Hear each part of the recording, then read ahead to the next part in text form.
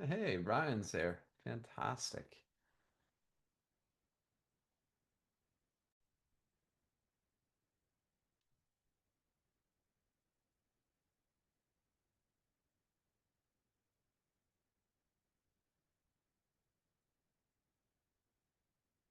Hey, what's up?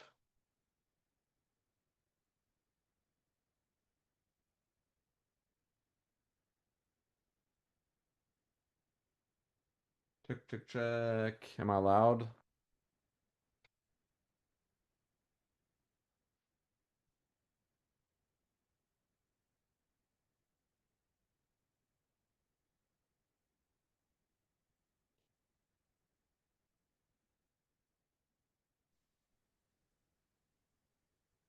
Hey, can you hear me?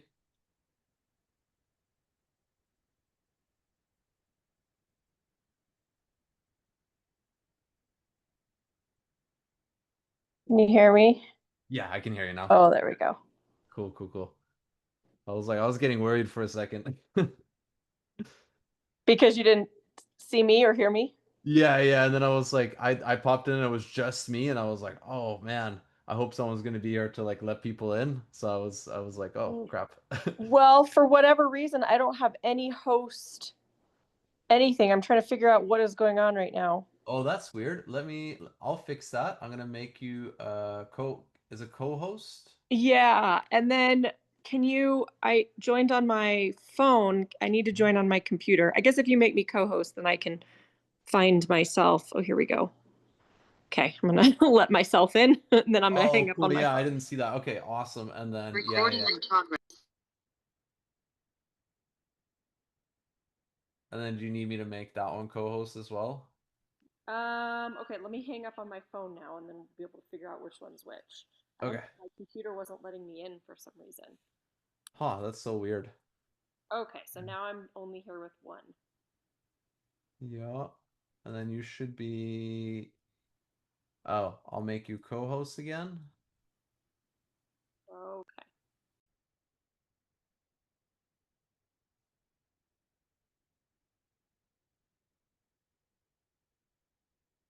Hey, how's everyone doing? Good, and you? Doing good. Excited to see you guys here. Good. Yeah, excited to get rolling. Figure we could give it just a couple more minutes, see if there's any more people that are going to show up, um, and then we can just go from there. We got tons of Bryans in here today. So that's always good. Oh, what's up, John? Hey, what's up, Brian? Yeah. What's I up? saw two of you in there, and then we got Brian Sosa in here too. So it's like we got triple threat of Brian's, which is awesome. Oh, I mean, we're just taking over. Yeah, it's a good name. It's a good name. Good strong name.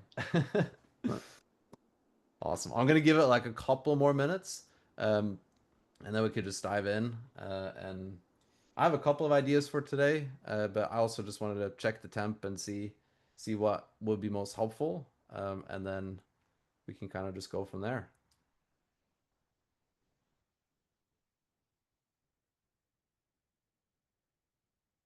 Cool. Yeah. Not like we'll see if people trickle in, but I figure we could just jump right in and see what happens. So, um, really, I had two things that I was thinking about today that we could do that I think would be really helpful. One is really just take a look at Calidata. Holidays are coming up, see which books are performing the best, see which creators are performing the best, and just learn from that, get some ideas on content that we can go over.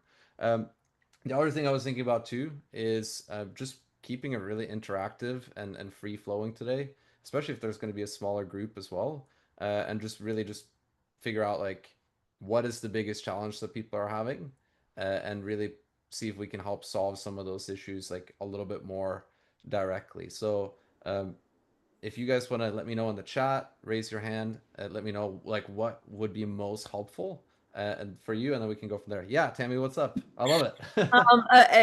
I just want to know. I don't use TikTok, Okay, yeah. and I'm not, and I I just don't like anything about TikTok, to be honest, and that's just because I'm old and stupid about it. So, but I do understand YouTube, and I'm trying to understand YouTube. Let's put it that way. And and I'm out on there a lot. So, I'm hoping, but if not, let me know. But can these principles be applied to YouTube? I would say so, 100%. And I think an area of opportunity for me that I actually haven't tapped into enough is, just taking the content, the short form content that I've produced for TikTok and posting it on, say, like YouTube Shorts, Yeah. Instagram, right? So I feel like once you crack that code, you really, because every single video you upload, you're gonna gets downloaded into your phone anyways. Might as well, and I mean, there's automated ways of doing it too, but you might as well just upload that into Instagram and and also into YouTube. Yeah, Joe, tell me more about that. So you were saying your YouTubes are doing better than your TikTok. Are you uploading the same types of videos, or I'm curious? Yeah, you can hear me okay? Yeah, I can hear you perfectly. Okay. Yeah, I do the same content unless the music is only on TikTok. So what I've done to overcome that is on YouTube, you can go in and act like you're going to create, but then you get the opportunity for the audio, and you can Okay. go through all their music and download it. And I download what I like, and then I go back into CapCut and add it there, or I'll just add it in YouTube to Nice. the video that I upload. Yeah. And when you're saying that you're getting like better traction on YouTube versus TikTok, It's tell me more just about that. incremental. I've gotten, all right, most of my videos, they maybe get 100. I've gotten, I think, 370 as the top on YouTube or on TikTok, Okay. but never over that. And typically, as I said, they cut them off at about 100. But on YouTube, I've gotten as many as 1,500 views overnight, but then they Nice. stall out. But still, it's wider than what I've been getting on TikTok, even though I've been posting at least every day, sometimes twice a day. Got it. What do you feel is the big difference between the platforms, if any at all?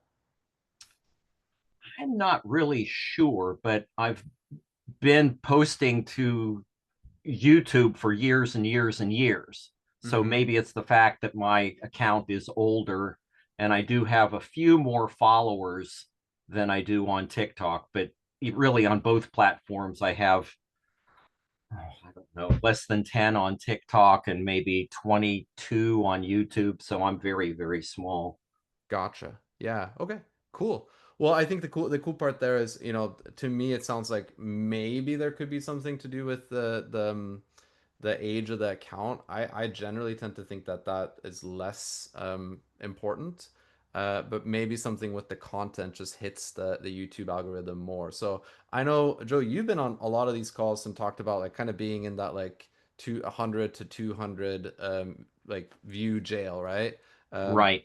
and being a little bit stuck. So I wanted to ask you, are you open to, we don't necessarily have to look at your book specifically or your video specifically, but I want to help you and see if there's something we can do specifically for you to kind of unlock that. Is that something that you would be open to sharing on this call? Take a look at your videos and see how we can potentially help you. Sure. Yeah. Joe Slideshow is my TikTok. Okay. Cool. So what we can do then, because I think I'm seeing also there's like a lot of first time TikTok marketing workshops um, that that are here today, which I think is great. So I think it would be awesome to take a look at your account. I could put you in the hot seat a little bit, and we can talk a little bit about some ideas specifically to just get more engagement. And I think that would be really helpful for everyone that's kind of new to videos, new to just the creation process, new to thinking about going viral, and then we can see what's going on. So, what did you say, Joe? It was Joe Slideshow. That's it.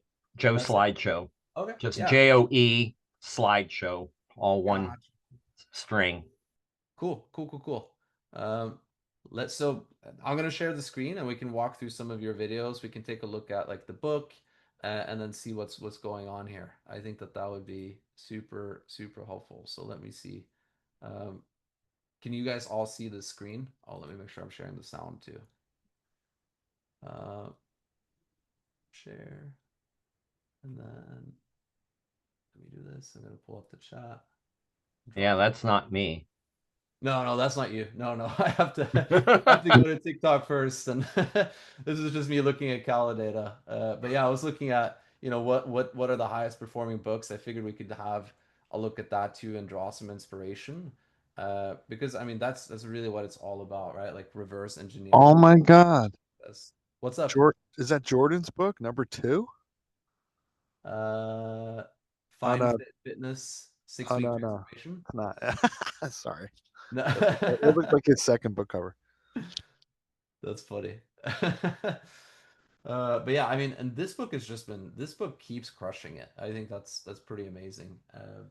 Let me see here. I'm trying to keep the chat open too so I can pay attention to what's going on. Let me see here. So to buy some kit for making, if there is anything easy for beginners to use. Oh yeah, we can cover those questions and stuff later. But yeah, Joe, let's take a look at your account.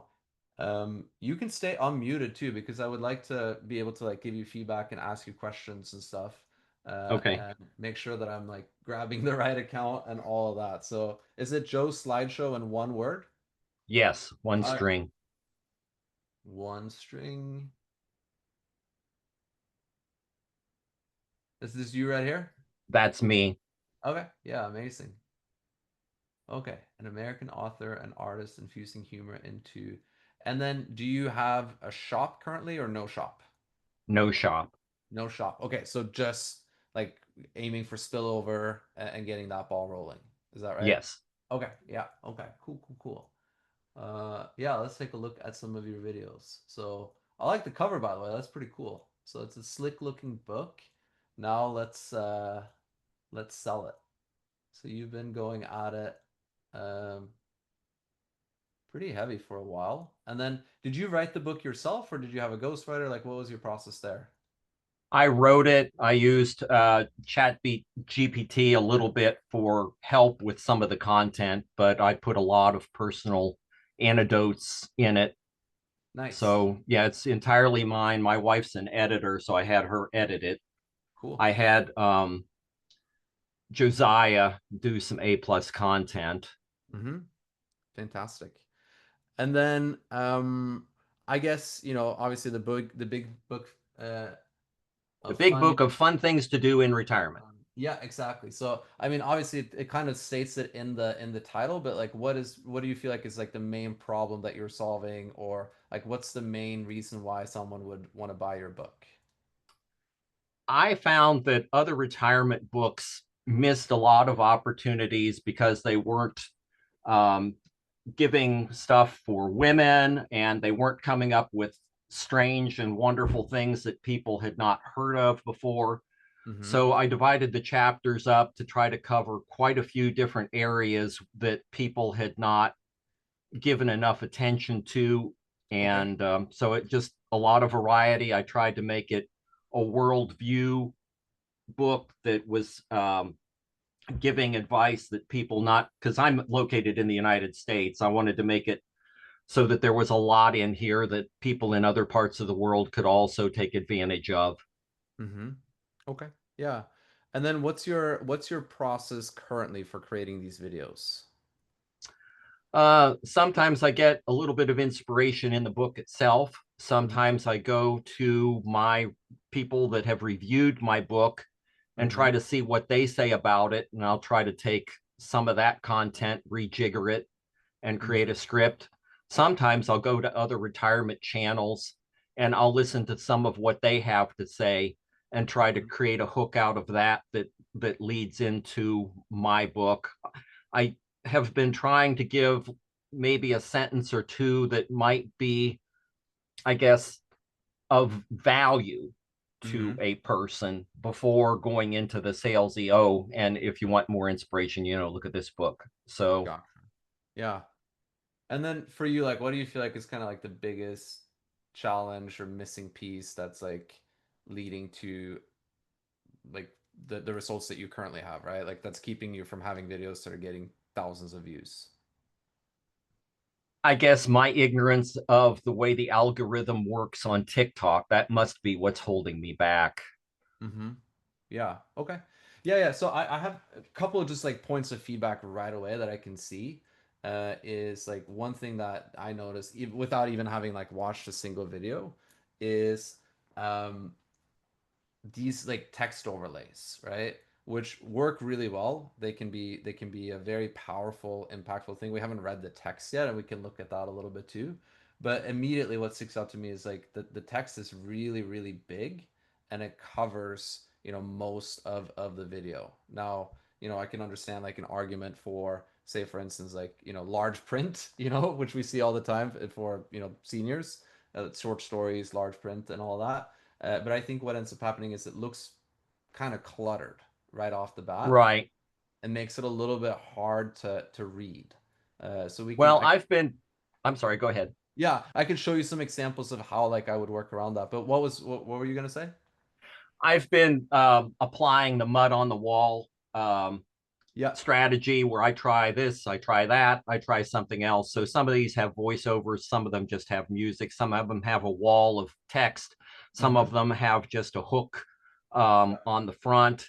Um, so there is a wide variety. I haven't come up with any one formula. The wall of text is kind of taking a cue from many of your videos, though part of my questions today were, what do you think is the optimal point size or font size, Yeah. and what's too small, and so on. So yeah, you're Well, venturing into that area that I'm a little curious about. yeah, we'll talk about that. So let's watch some of them and see what happens here.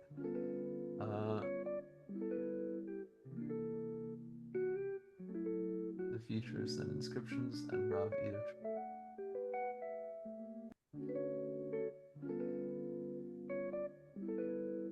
Okay, got it.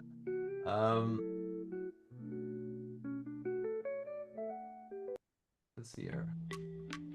Few treasures of time gives you that you should guard with every fiber of your being. Decide to undertake something that locks you into a certain location or a certain schedule. Your head angel.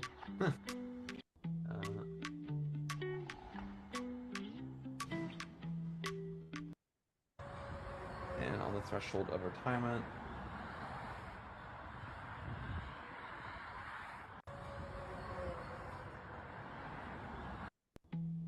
Okay. And are these clips from the book or is this just random stuff? Random stuff. I have some old Look magazines from the 80s. I Yeah. took some pictures of it. I've got, yeah, random, Yeah. more or Okay. less. Yeah, yeah. So like immediately to me, right? Like as I see this, first of all, I understand, hey, this is like what's in the book, but honestly, there's very little connection to the book itself because, there's the imagery is pretty random, right? Like even here Right. with this, right? Like it would be much better to have something as like similar to this, right? Where you're Yeah. reading the book. Because here you just have a random background and there's nothing that like ties through to that story. So I think that's kind of one of the missing pieces here. And then when it comes to the text, I would look at something. I'll show you the difference. Yeah, I have some there that are voiceovers and so on. Yeah, we'll look at those too. But I think like the biggest tweaks that you can make.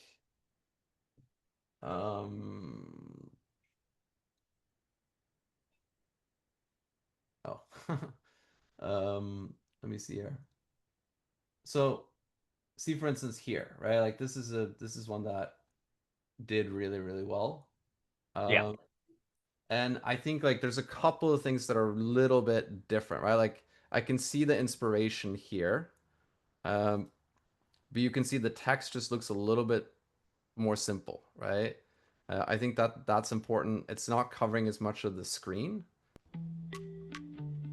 Like here, for instance, it's just covering the entire thing, and it's really thick and blocky. So I think that's an aspect of it that I think is lacking.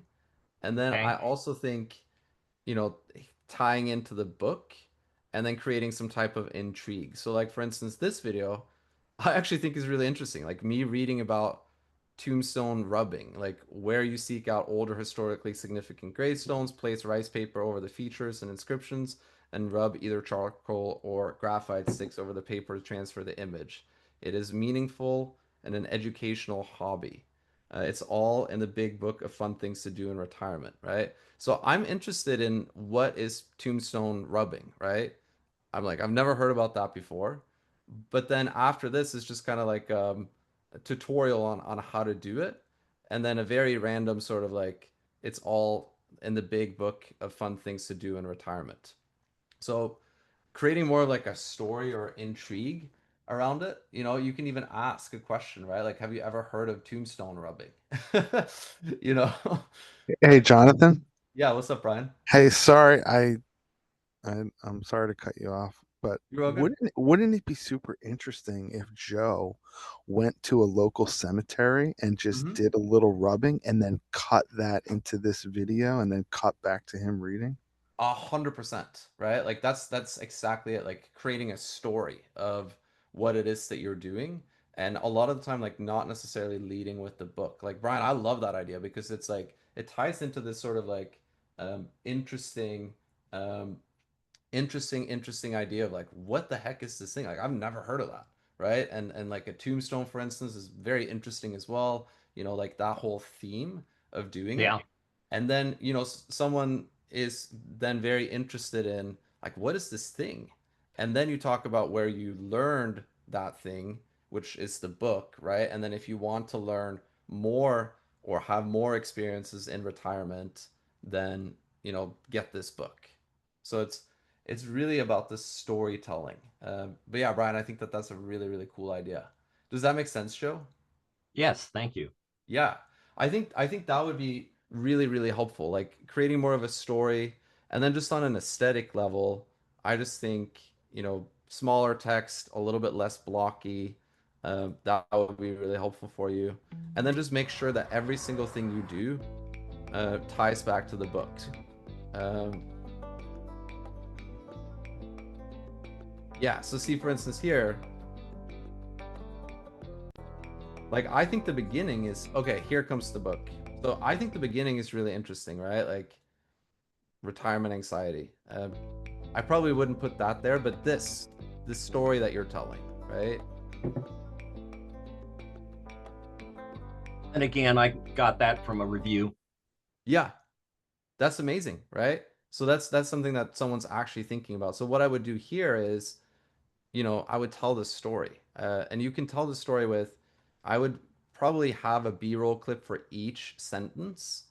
I wouldn't use this type of font. Like I exclusively use these very simple. This isn't mine. I can't Oh, get over this this is all book. We different stuff.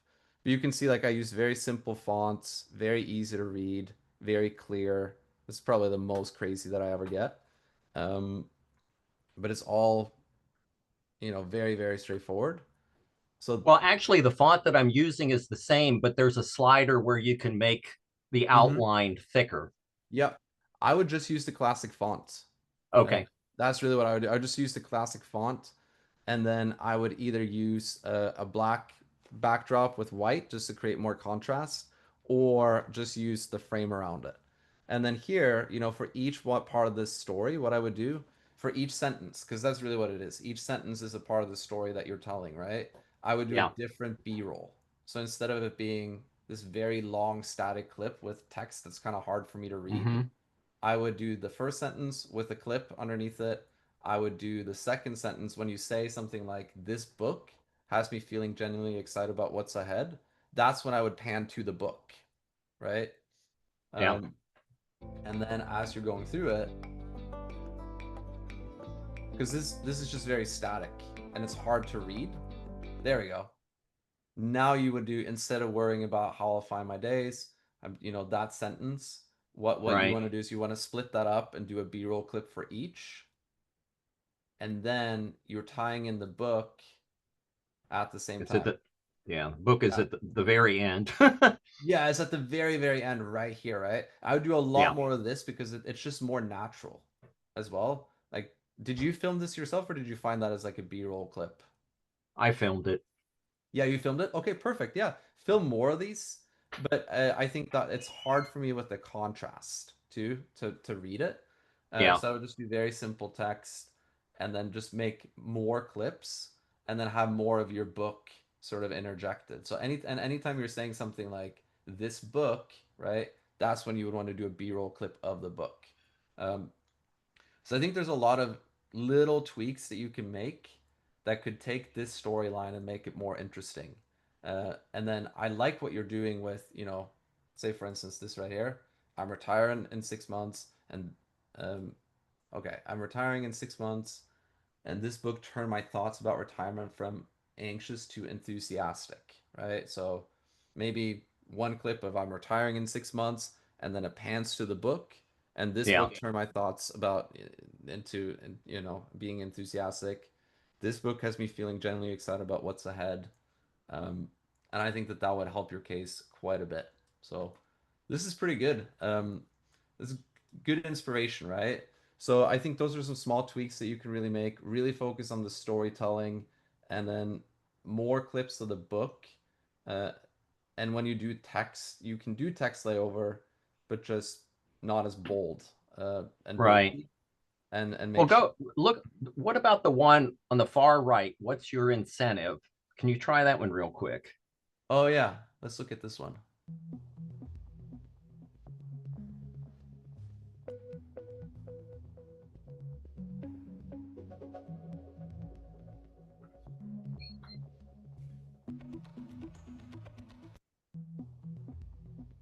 Mm, I'm just not feeling very engaged with it. Okay. All right. Good enough.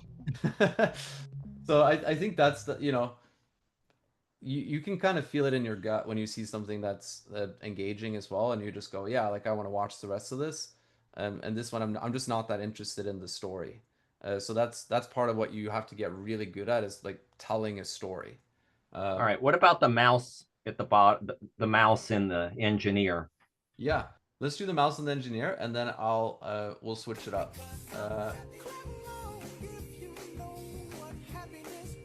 Now that I'm retired, I can immerse myself in this hobby again. Okay, yeah. So here, what I would do. So this is better, right? I actually would definitely default to more sad music, because it's talking about like something that you really loved as a child that you didn't get to do a lot growing up, and now you're sort of moving into this hopeful phase of going back and being able to do it. And then I would just split up the text again. Okay. So I wouldn't say enjoy your hobby when you retire. I would just skip that altogether. I would tell the story. When I was a kid, I loved electric trains. That's one All video, right. one text block, right? As I Yeah. grew, I didn't have time for them. Sad face. Now that I'm retired, like really tell Got the you. story, and you're gonna see so much more engagement. So All right. amazing. Thanks. Yeah, thank you, Joe, for sharing. Anyone else want to be in the hot seat or have any questions?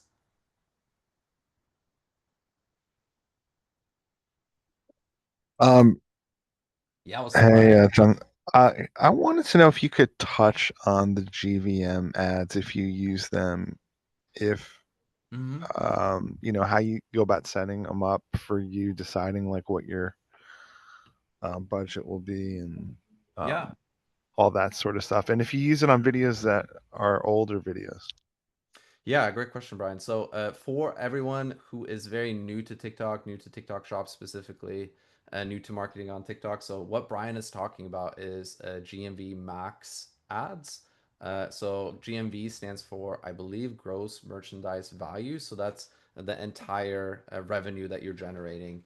And GMV Max ads are sort of TikTok's internal ad system. So obviously on KDP, we're running Amazon ads. On TikTok, we're usually running GMV Max ads.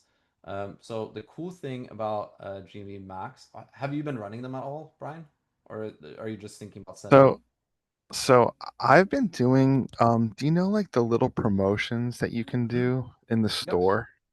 Yep. So I've been doing those little promotions, and I pick like maybe 3 videos that have sales, and then it boosts them, and then maybe I'll pick up a few more sales. But then Gotcha. in David's call, someone was in a similar position as me, and they did the GMV ads, and they Mhm. they sold 71 books, Yep. and they had a video go to like 140,000, getting like Mhm. 1,000 views a minute, like just insane. Yeah. That's awesome. Okay, yeah, yeah. So, I think it was first thing, Heather. yeah, first thing I'd And say is I have done both, right? Like promoted videos individually. I think for anyone here that does not have a TikTok shop, but has a video that's starting to get a little bit of traction organically, that's when I would use promote just to get more views specifically. Now, GMV Max ads, Brian, that those are specifically to make like they're designed to make sales, and that's you would run them from the seller center. Have you looked at that at all, or are you like brand new to it for the GMV? I no, I haven't looked at them to set up. I've just set up like we talked about the small promotions, spending Mhm. $13 or $40, here and there. Yeah. Okay. Yeah. Yeah. So GV Max, super simple. Actually, let me just share my account. I guess this will be on tape, but that's fine. And I can just kind of show you the setup. So I'm gonna share the screen here in a second. I'm just pulling up the tab that I'm looking for. Uh, so let me see here. Because they're actually very, very simple to set up. Well, David was trying to go over, but he was saying you have to find out your I forgot what he was saying, what number your break even, or I forgot what he was saying. Yeah, yeah, Actually, somewhat work. you yeah, the break even ROI. Yeah, ROI. Yes. Yep, that's the ROI. Yeah, you want to figure out what your break even ROI is, but honestly, in the beginning, I think yes, you want to do that, but you also really are looking for, and in my opinion, and that's where probably David and I are a little different. You're looking for momentum. So, of course, you want to make sure that there is a break, that you're at least breaking even, and you want to be more profitable. But typically, what I've found with GMV Max. And I could just kind of show you guys what the setup looks like what it looks like on the back end, how you can set up a campaign. Uh, let me. Do you ever do it on your phone or just desktop? No, you'd have to do it on the desktop. It's pretty terrible on the phone, to be honest with you. Got it. And you can see, I've spent quite a bit of money on ads in the last 6 months. So I think that's also interesting to see because gives you an idea of the business as well. Let me see here. Let's do this. I'm gonna share the screen. Can you guys all see this? Yes. Yeah. So as you can see, I spent $56,000 on ads in the last 6 months, but also from ads alone, and this is not any organic sales, brought in 142K. And then outside of that, obviously you get more sales because you get more momentum. So GMV Max ads are super, super simple to set up. Let me see if I can find my campaign. So what TikTok does is when you create it, um, it's all ran by TikTok's internal AI. So you have to do it from the seller center. And basically what TikTok will do is it'll tell you, you can do all of your products or just your hero product. And then they will actually tell you what ROI they recommend and what budget they recommend. So, TikTok really truly wants me to spend $2,000 a day, right? But it's based on which like I'm not spending $2,000 a day, but it's based off of what they perceive to be the best way for you to get the most amount of sales possible. So really, really but the algorithm will tell you, they'll tell you what to set. Um, and then what it'll do for the creatives is it'll actually pull from all the creatives that you have.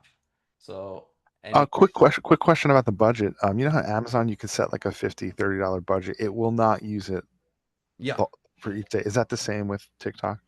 it can be very similar. Yeah. So if you so say for instance, like I know Dave was talking about the break even, right? So if you, for instance, don't have a lot of sales yet on your shop, and then say, oh man, I want more sales, so I'm going to run GMV Max ads, but you know, I want a 4x ROI.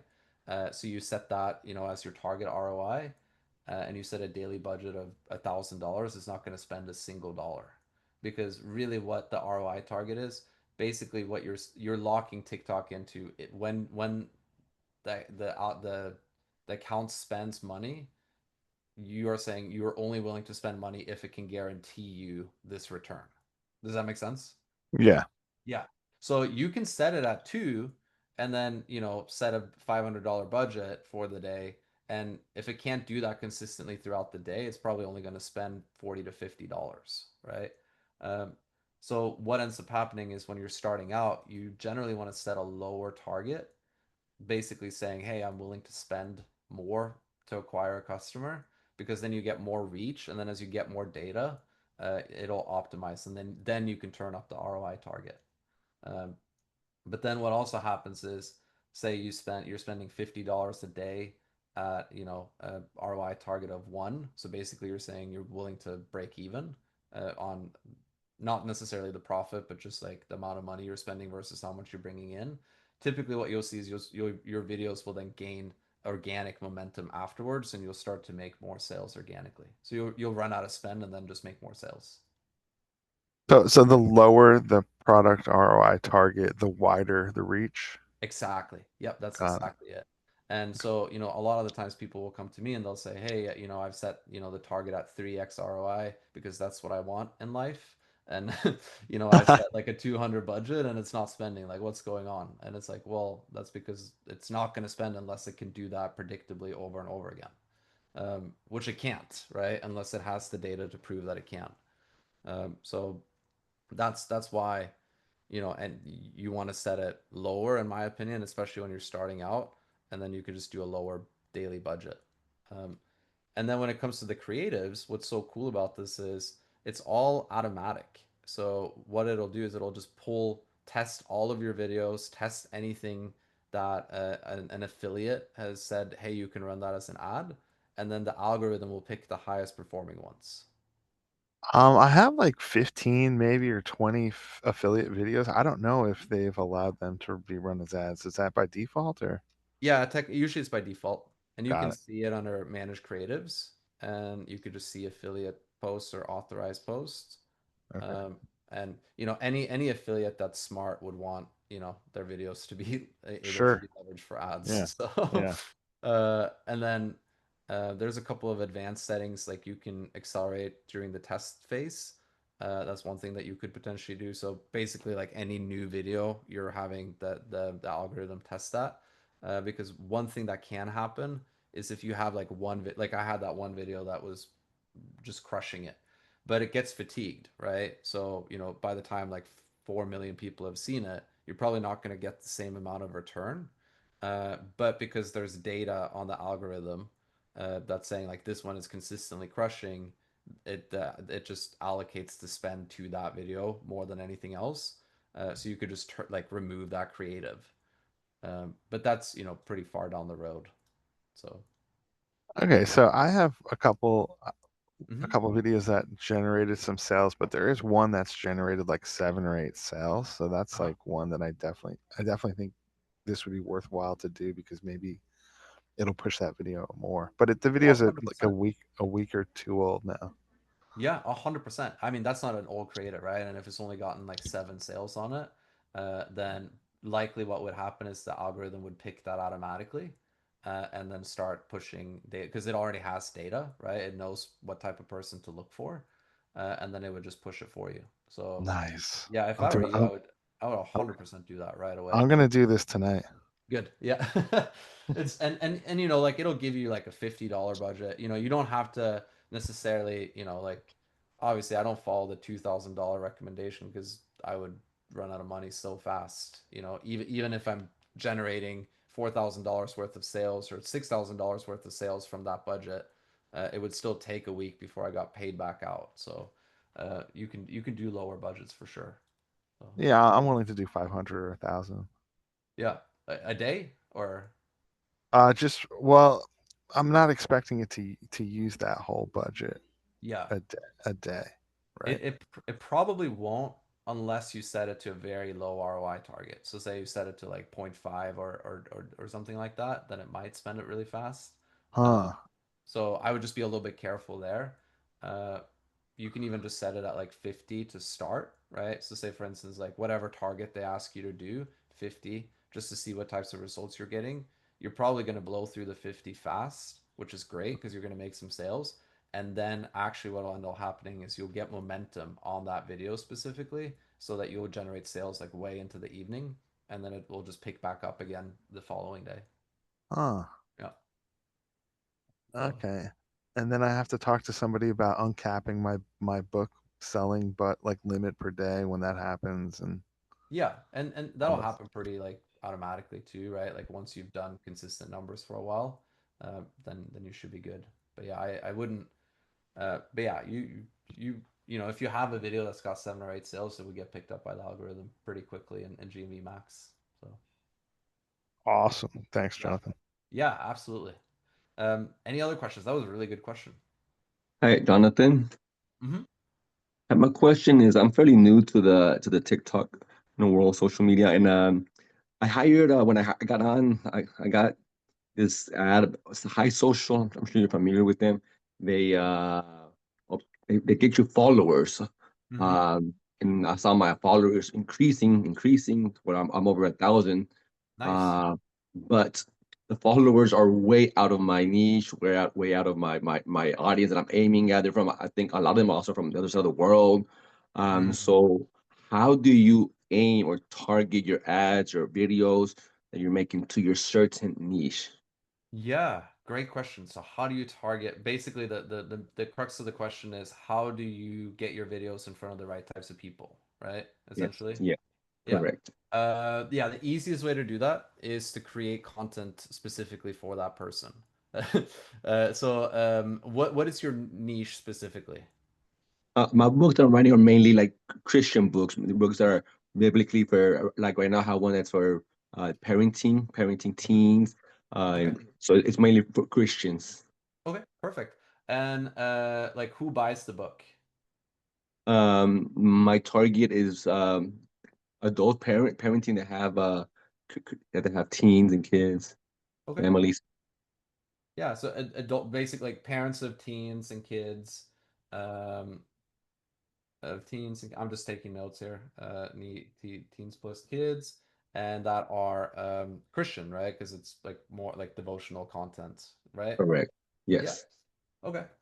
So the easiest thing that you can do, we'll look at some examples because this is everywhere. The easiest thing that you can do to target those people is to just call them out in your hook. So like for instance, at the beginning of a video, you know, and you do like a text overlay, like do you primarily do like text overlays? Do you do talking head? Like what's your main type of video that you make?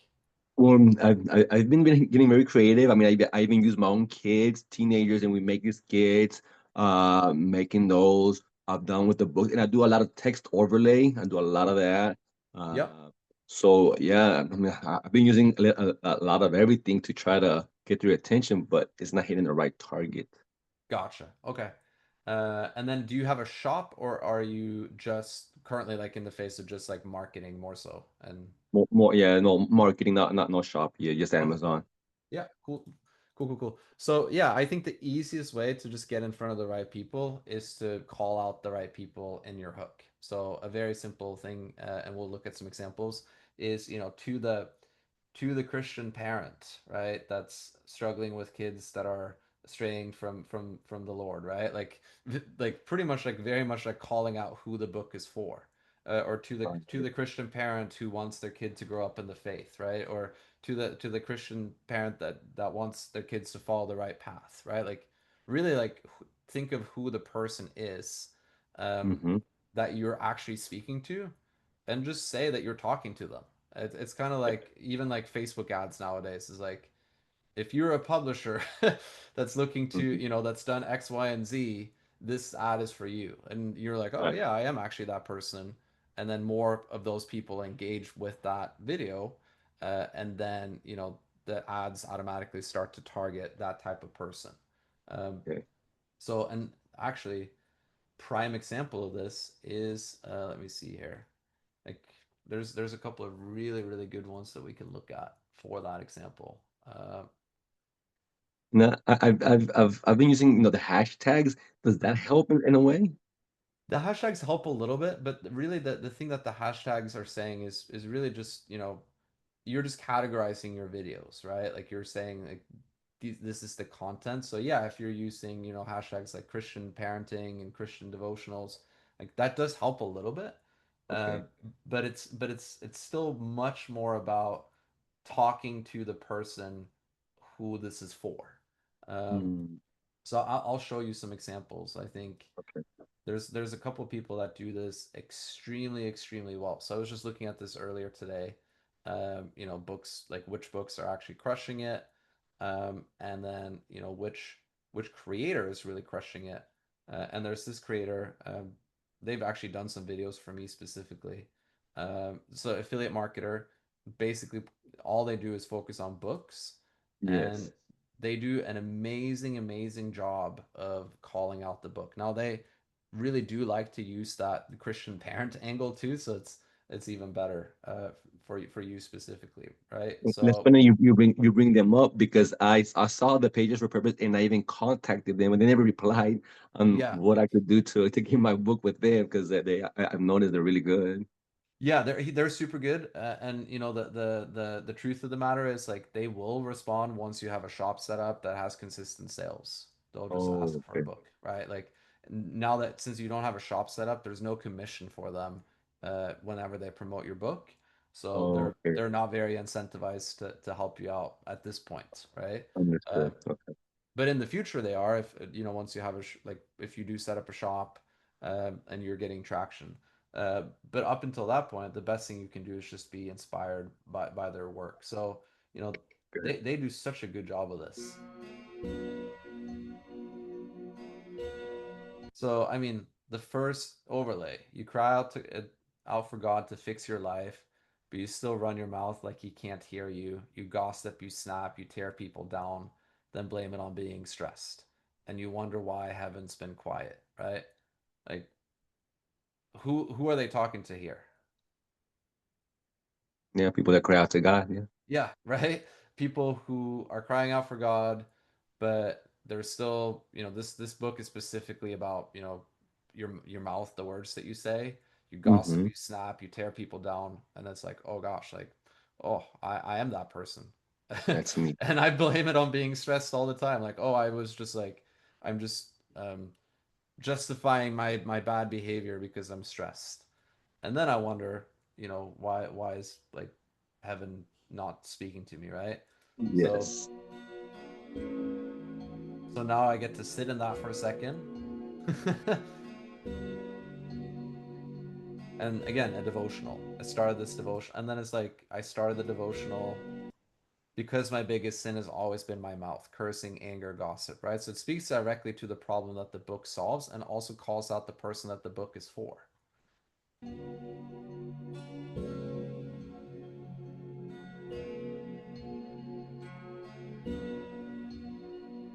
Does that make sense? Yes, yes, and I've been doing somewhat of that. Of course, not as good. I mean, but and I just feel like, how do I get TikTok to put that video? Like my book is biblical parenting. So what I did, I filmed my son like running off and slamming the door, and I put the problem like. It's Mm-hmm. hard to do when your teenager just slams the door and it leaves you with that awkward feeling. What do you? And so I've done those kind of videos, but I'm always left like, is TikTok putting them in front of the right people, or is going because my followers, I don't think they really resonate with the Yeah. message. So the beautiful thing about TikTok is it doesn't, I mean, as your followers grow and stuff like that, it matters a little bit, but it doesn't matter so much who your followers are that are following your account, because the big push on TikTok is still the For You page, right? And the For You page is independent on how of how many followers you have. It's completely independent of like what your content is, right? It's just the For You page. But obviously they're wanting to push the right content to the right type of person.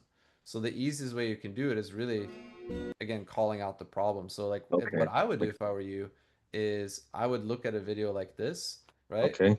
And I would take screenshots of every single part of the story. Yeah. So we can even do it together. You know, I would take screenshots of every part of this story. Okay. And then what I'm doing is I'm uploading those screenshots into ChatGPT, and then I upload my manuscript into ChatGPT, and then I tell ChatGPT, hey, write a script that follows the same format from the pictures, but based off Mm-hmm. of my book. Okay. Does that Perfect. make sense? Perfect sense. No, perfect sense. So start with that, like who you're talking to, Mm-hmm. the way it'll capture their attention, and then I Yep. guess the more you do that, it just starts following you, right? The traction. Yeah, exactly, because now you're talking to the right people, right? So again, Okay. you know, yeah, mini devotions. I mean, I would study this account like it was, you know, like I had to pass an exam on this, you know, because again, that's like like they do so well. I mean, that's literally what we were just talking about, right? Who are the people that buy the book? You pray for your kids to know God, but when is the last time you sat down with them in His Word? One day they'll stop asking questions about Jesus because no one took the time. I had to do this before it was too late, right? Like you are 100% speaking to the parent of those kids, right? Yeah. And the fear that they have or the concern that they have and also the hope that they have for their kids. Yeah. I mean, I this wonder. I would like steal this hook pretty much verbatim if I were you. Agreed. um, Agreed. I will do that.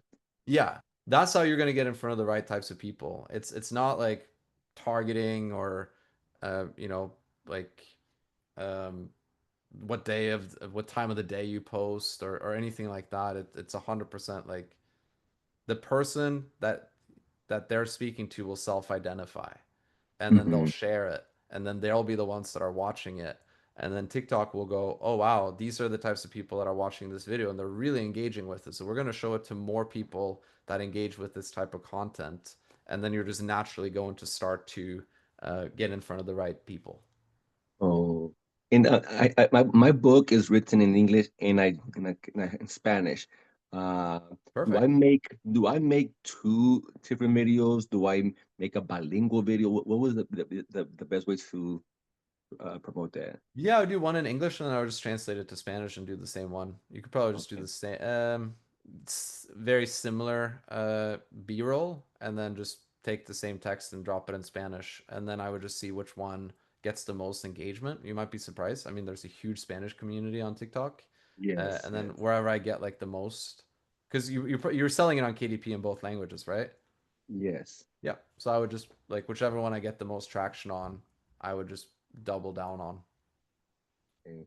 So yeah. And the last thing is on TikTok, I've also started like doing devotionals, I mean, small, the short video, Hmm. because I'm trying to get them to my landing page, so I can create an email, Hmm. database. Is that something? Because I don't get that. Like I said, those many clicks. That's my concern. So I'm like, man, maybe TikTok is not for me. Maybe it's Facebook, but I don't know if TikTok is the good form. Yeah, if I were you on this one, I would probably try both, do this type of format, really calling out the right type of person, and then I would try to repost these types of videos on Instagram and Facebook as well, Facebook Reels. Yes. And then because there you can add a link in the comments and they're not, as strict on that. And that way you might find that, on Instagram you're getting more of the people that are interested in the devotionals, are interested in getting a free gift for their email, stuff like that, and that's more Okay. typical on Facebook than it is TikTok anyways. Yes. Yes. Okay. But Perfect. once you have something that's working pretty well for TikTok, I would expect that to work pretty well for Instagram as well. So, Okay. Wonderful. yeah, that's good. Thank you very much. Very, very useful. Thank you. 100%. Yeah, I would just study this account. They're like the masters on this niche, and Yes. they're also the master of really calling out who the book is for. Uh, yeah, awesome. Okay. We'll do. Appreciate it. 100%. Any other questions? Trying to see if there's anything in the chat.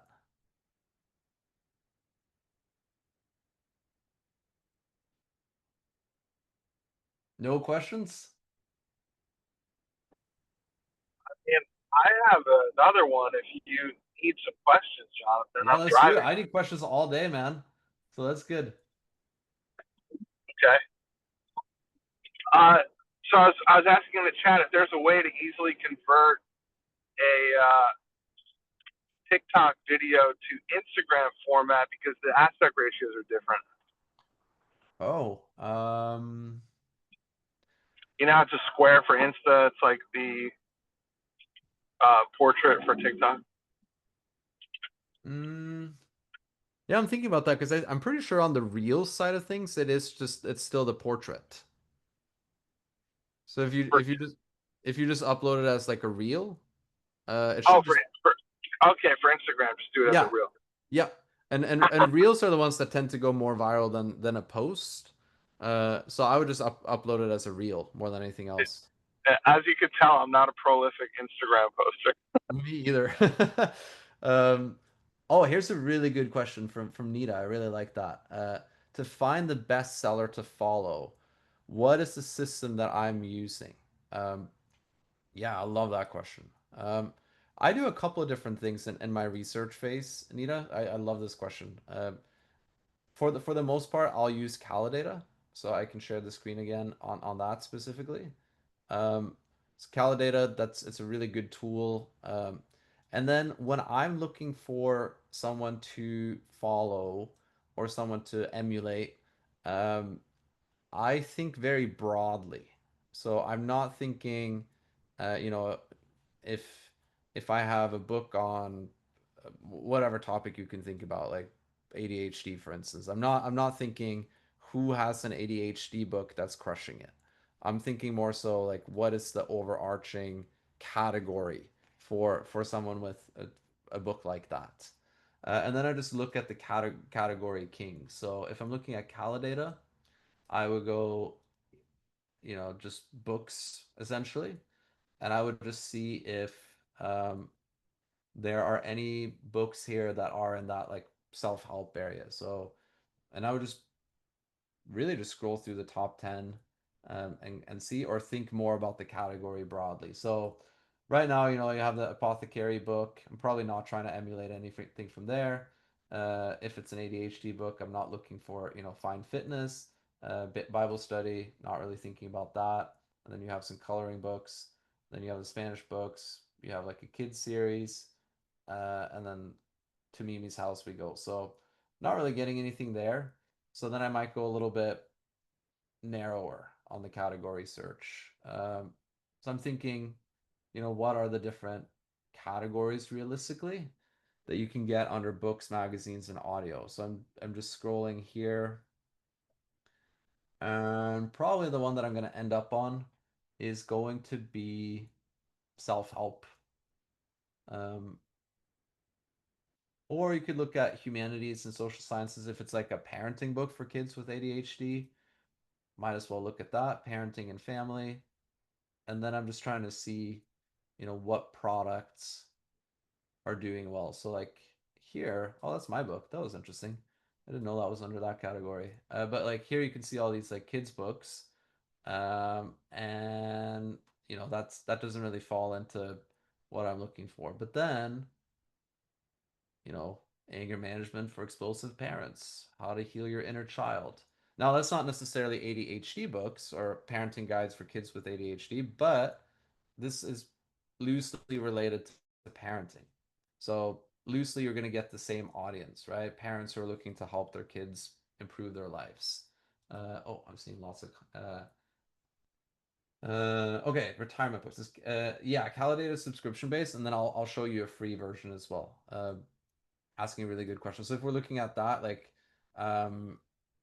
so retirement books, let's have a look at that specifically. So I'm going to look for books,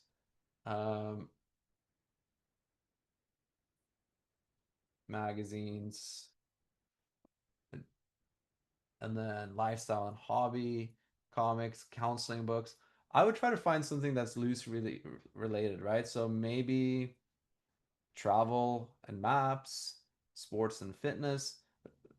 I mean, we're talking pretty loosely related, right? I mean, it's going to be hard to find something that's,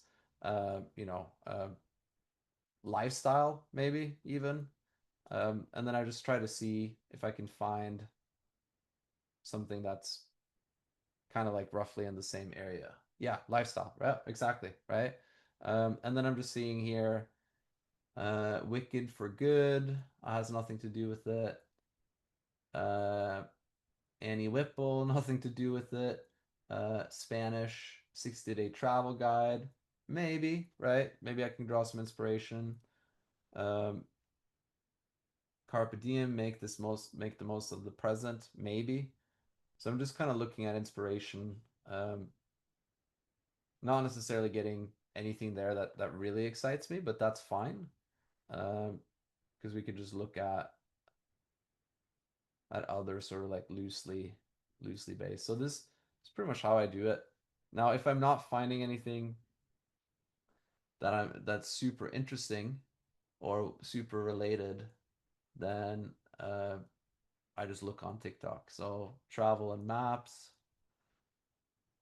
not anything that's like super super interesting there either. Spanish travel. Let's go with this right here. And then, they're making some sales. It's pretty good. I'll take that.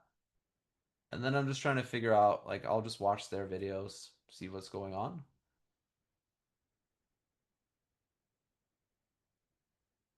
Recoge rosas mientras puedas. Oh, this En is latín lo expresamos así. Carpe diem. that's a Spanish book. Cool. But this is pretty much how I do it. I look around, and then I ask myself, like, if there aren't any industry leaders in lifestyle, then what's other content that I could potentially leverage? So that's where I would go to TikTok, and I would just start Girl searching. Wolf. Halloween is the one night a year when a girl can dress like a total slut and no other girl.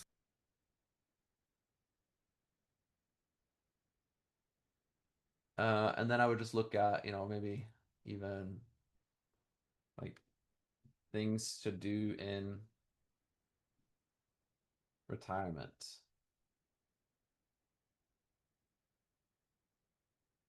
And then I go, oh, look at this. What to do in the first 5 years of retirement.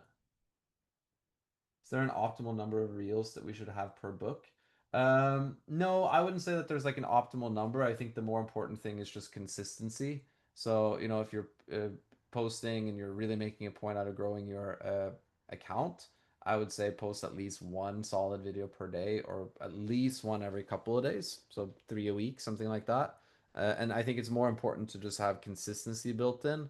And then once you know what's working, go for that. But I think, for instance, like this video right here.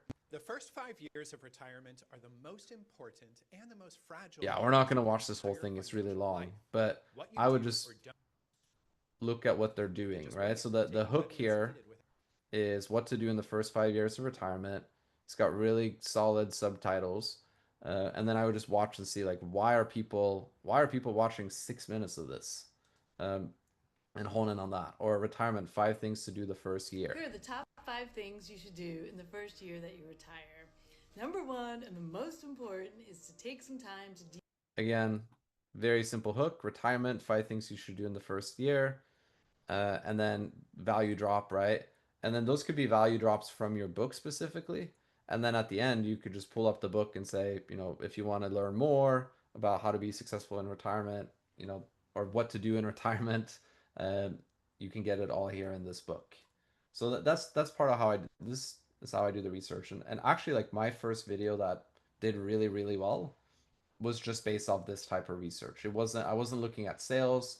I wasn't looking at anything other than finding something that was in my niche, so psychology, self-help, and then seeing a template that I really liked that, was duplicatable, meaning the person that I saw do it had done this basically the same type of video, same type of format, same type of text, and had several videos with millions of views.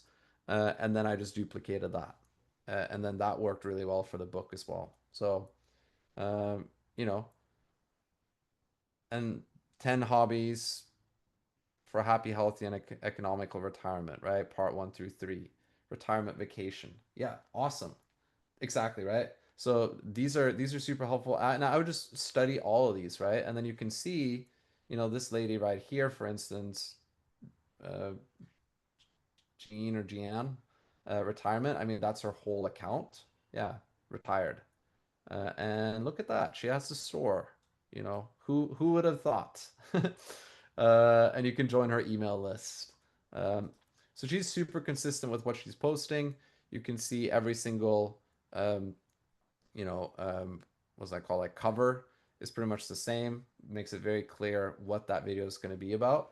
And then you can see she has very consistent views. I mean, 180,000, 355, 761. This would be an account that I would be looking at. And then I would just try to think about how I can drop the same value, have the same type of uh, wisdom or hooks, and then tie that into the content of the book. And then your soft CTA at the end is really, again, pulling up the book and showing like, hey, this is where I learned this, and this is where you can learn more. So that's how I do the research. Was that helpful?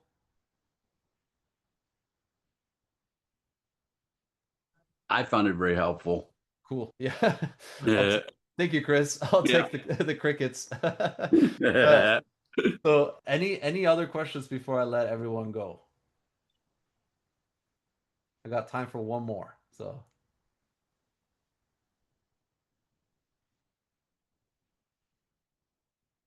no questions? I will ask a question. You had mentioned something about taking it from the book. So like, I'm not one of Sean's typical clients, I guess, because I write my own books and I'm a screenwriter as well. And I do have a book about screenwriting, but as much as I'd like to follow that you do things by category and be a publisher, I am helping screenwriters publish their story as a book as well as myself. And so there's a lot of fiction or a lot of true stories and narratives, basically. Almost everything is narrative for the most part. So is there a way that people are using TikTok to kind of tell a story of the book or that's parallel to the book? I'm trying to figure out of the box ways to both fit in and stand out at the same time. Yeah. So walk me through again. So you help screenwriters write their books essentially. Is that but then like your Yeah. books have We but your- convert their screenplay into a book so that they can actually earn money from it before it becomes a movie and also create a platform.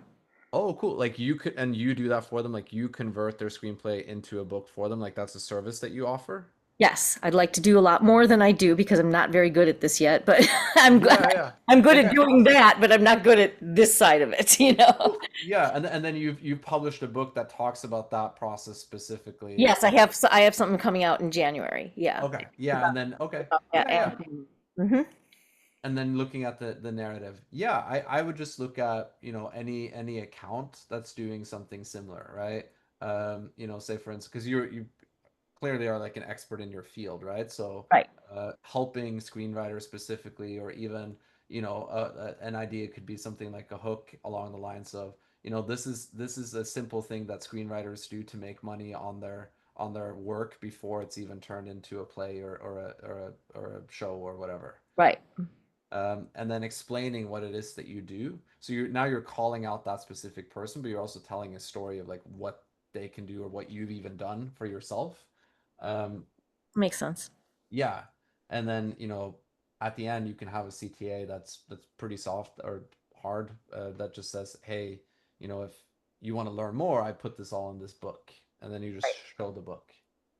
So Cool. yeah. I think there's lots of opportunity there. I think that's one of the things that excites me the most about TikTok too is, you can break the mold a little bit, but there has to still be enough people that are interested in the thing that it is that you present. Right. So if there's enough demand, there's enough screenwriters that are looking to turn their books into, or sorry, their screenplays into books, then you can hit a pretty big audience. So I think that's pretty cool. Thanks. Yeah. Awesome. Well, this was really, really fun, you guys.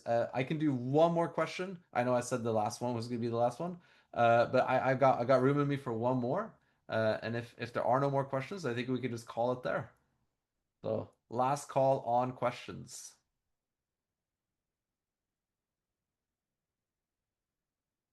Cool. I'll take it. Well, you guys, it's been a real pleasure. In 2 weeks, I'll probably have more of like a curriculum that I want to go through. Other than that, like I wish you guys all the best on your TikTok journey. If you have any questions, you can drop them in the Facebook group and I'll hop in there and answer as many as I can. So you guys have a great rest of your day and then I'll see you all in 2 weeks. Thank you for another great call. Yeah, you got it, guys. Awesome. Amazing.